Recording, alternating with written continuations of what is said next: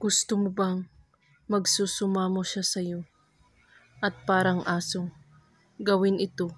Napakasimple lamang ito at makapangyarihan. Gawin lang ito kahit anong oras at araw.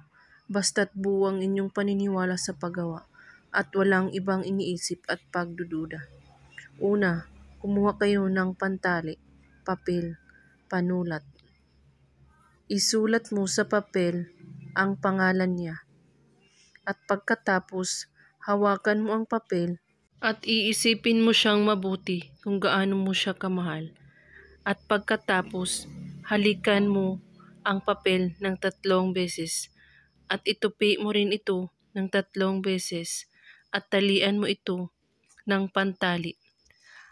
Habang tinatali mo ito, ay pakakaisipin mo siyang mabuti. At pagkatapos, ilagay mo ito sa inyong bulsa or sa inyong bag na lagi mong dinadala. Kailangan walang makakakita sa iyo o makakaalam sa iyong ginagawa para tatalab agad. At kung may katanungan po kayo ay magko-comment lang po sa baba. Maraming salamat sa panunood. May God bless us all.